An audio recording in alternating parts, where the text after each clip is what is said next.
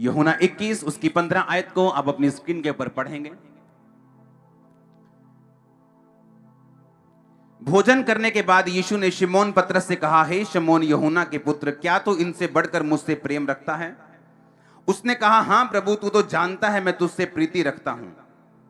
उसने उससे कहा, मेरे मेमनों को चरा। अपने पड़ोसी को बोलो, अगर तू परमेश्वर से प्यार करता है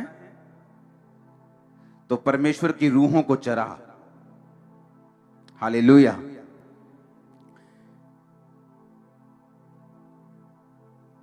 उसने दूसरी बार उससे कहा, हे शिमोन यूहन्ना के पुत्र, क्या तू मुझसे प्रेम रखता है? उसने कहा, हां प्रभु, तू जानता है मैं तुझसे प्रीति रखता हूं। उसने कहा, मेरी भेड़ों की रखवाली कर। उसने तीसरी बार उससे कहा, हे शिमोन यूहन्ना के पुत्र, क्या तू मुझसे प्रीति रखता है? पतरस उदास हुआ और उसने तीसरी बार ऐसा कहा, क्या तू मुझसे प्रीति रखता है?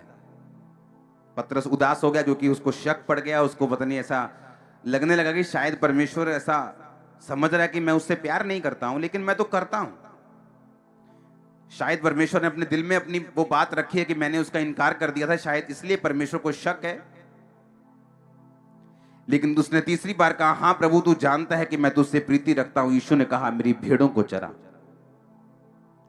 अपने पड़ोसी को बोलो, एक प्रोफेसी मैं आपको दे रहा हूं, अपने पड़ोसी को देने के लिए बोलो, श्राप से ब्लेसिंग की ओर आज से तू जा रहा है और ये ब्लेसिंग नजर आएगी। आमीन ऊंचा तो ये ब्लेसिंग आपकी।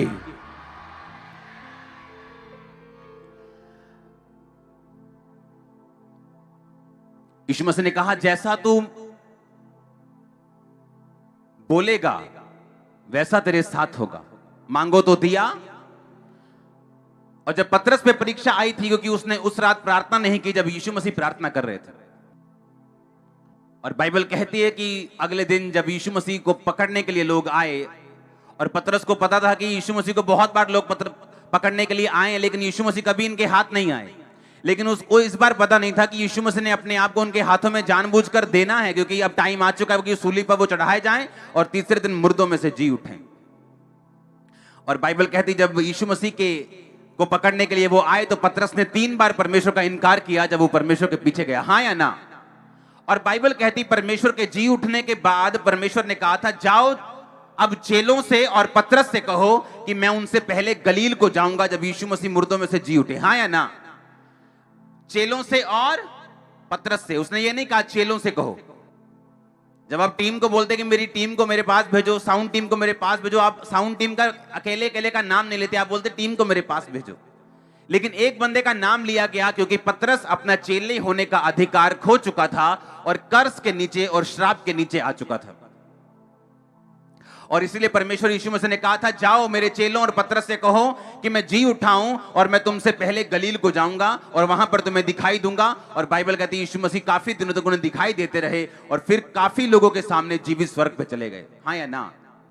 अब परमेश्वर ने कहा कि तू क्या मुझसे, जब वो जी उठे प्रभु यीशु मसीह, तो पतरस को बुला के पतरस से पूछा, उसने कहा, क्या तू मुझसे प्यार करता है? उसने कहा, हां परमेश्वर, मैं तुझसे प्यार करता हूं। उसने कहा, मेरे मेमनों को चरा। दूसरी बार पूछा, क्या तू मुझसे प्यार करता है? उसने कहा, हां प्रभु, तू जानता है। उसने कहा, मेरी भेड़ों की रखवाली कर। फिर तीसरी बार पूछा और पतरस को लगा शायद परमेश्वर अभी तक भूला नहीं कि मैंने उसका 3 बार इनकार किया था। लेकिन प्रभु यीशु मसीह यहां पर क्या कर रहे थे? वो 3 बार ही उसके मुंह से अंगीकार करवा रहे थे कि जिस तरह तूने 3 बार अंगीकार किया था कि तू मेरा चेला नहीं है, लानत हो जो उसको जानता हो, मैं उसको नहीं जानता, तूने 3 बार मेरा इनकार किया, लेकिन अब 3 बार तू मेरा इकरार करेगा और तू श्राप से तू आशीष की ओर जाएगा और फिर से मेरा चेला बन जाएगा। आप मेरी बात समझ रहे कि नहीं? अब मैं आपको एक बात बताना चाहता हूं। पतरस जो परमेश्वर से दूर हो चुका था, इनकार कर चुका था, और उसको ब्लेसिंग में लेके आने के लिए परमेश्वर ने किस तरीके का उपयोग किया। याद रखो, अगर आप 10 साल भी अपनी आशीष का इंतजार करते रहेंगे तो इंतजार करते ही रहेंगे, वो आशीष आपके पास नहीं आएगी। सुलेमान ने कहा परमेश्वर बोलता है क्या चाहिए तेरे को। जब वो बहुत सी भेंट चढ़ाता है, रात को परमेश्वर सपने में नजर आता है और बोलता है क्या चाहिए। उसने कहा मैं तो एक लड़का हूं, इतनी बड़ी प्रजा का मैं काम नहीं कर सकता, मुझे ऐसी बुद्धि चाहिए कि मैं ये प्रजा का न्याय कर सकूं। परमेश्वर ने कहा तूने बुद्धि मांगी, लेकिन मैं तुम्हें धन भी दूंगा, ऐश्वर्य भी दूंगा, जो आज तक मैंने किसी को नहीं दिया। क्यों? क्योंकि उसका बाप दाऊद जो था अपनी लाइफ का सारा पर्सनल गोल्ड परमेश्वर को दे चुका था, बीज बो चुका था। और परमेश्वर ने कहा तूने अब तक इतिहास का सबसे बड़ा बीज मुझे दिया है, मैं तुझे इतिहास का अब तक का सबसे अमीर आदमी करूंगा। अपने आप कुछ नहीं होता, अपने आप कुछ नहीं होता। आज लोग ऐसे हैं जो फाइनेंशियल प्रार्थना ही करते रहते बैठकर, परमेश्वर कब मेरी नौकरी लगेगी, परमेश्वर कब मेरी ये होगा, परमेश्वर कब ऐसा होगा। और सब कुछ परमेश्वर ने आपके हाथों में दिया हुआ। हालेलुया। मैंने नाइजीरिया में होना और वहां पर मैंने अपने एक एक कतरे को बो देना और वापसी में मैंने अपनी टीम को फोन करना। मैंने कहा कितने टेंट है हमारे पास जी 400 टेंट है, हमारे पास 300 टेंट है। अच्छा डबल कर दो। ऐसे कैसे डबल कर दें? ऐसे कैसे हो सकता है कि कलीसिया सीधा 20,000 से सीधा 40,000 हो जाए? ऐसे कैसे हो सकता है? और मुझे मालूम था कि मैं वो बो के आया हूं जो मैंने पहले कभी नहीं बोया, मैं वो करके आया हूं, मैं उतनी प्रेयर करके आया हूं जितनी मैंने पहले कभी नहीं की। मुझे मालूम है मुझे इतना रिजल्ट मिलेगा जैसा मैंने पहले कभी नहीं देखा। और लोगों को लगता था शायद बड़ी मीटिंग के कारण लोग आए। नो, वो लोग रेगुलर हो चुके थे मिनिस्ट्री में, क्योंकि जो कुछ आप बोते हैं वो कुछ आप काटते हैं। अब परमेश्वर ने मेरे हाथों में दिया हुआ था, उसके हाथ में नहीं था। उसने कहा मैंने तुम्हें स्ट्रक्चर दे दिया, मैंने तुम्हें सिस्टम दे दिया, अब उस सिस्टम के अनुसार तू काम करेगा और तू बढ़ेगा। ऐसे पास्टर भी हैं जो 10-10 साल प्रार्थना करते रहते हैं कि हाय परमेश्वर मेरी कलीसिया कब बढ़ेगी, तो कब लोगों को लेके आएगा, कब रूहों को बचाएगा, लेकिन कभी नहीं बोते, कभी प्रेयर में नहीं जाते, कभी फास्टिंग में नहीं जाते, अपना हार्ट परमेश्वर के लिए कभी नहीं खोलते। जब ये चर्च बन रही थी, साथ साथ मैं दूसरी चर्चों को भी सपोर्ट कर रहा था, अभी भी कर रहा हूं। आप समझ रहे मेरी बात को? क्यों? क्योंकि जब अगर हम बोएंगे तो हम क्या करेंगे, और हम अगर हम ऐसा बीज बोएंगे जो पहले कभी नहीं बोया, तो ऐसी फसल काटेंगे जो पहले कभी नहीं काटी। अब परमेश्वर को यह बात मालूम थी। अब मैं आपको बताता हूं कहां पंजाबी किथे कुंडी फसी कहते ना, किथे प्रॉब्लम है, की पंगा की है, वो मैं तुम दसदा किथे प्रॉब्लम। बाइबल में यीशु मसीह को मालूम था कि अब पतरस जो है ये कर्ज के नीचे, ये श्राप के नीचे, कि बाइबल कहती है जो मेरा इनकार करेगा मैं उसका इनकार करूंगा। मैं भी अपने पिता के दूतों के सामने बोल दूंगा कि ये मेरा बेटा या बेटी नहीं, मैं इसको जानता तक नहीं। इसका मतलब वो नरक का अधिकारी है, स्वर्ग का अधिकारी नहीं, वो कर्ज के नीचे, वो श्राप के नीचे।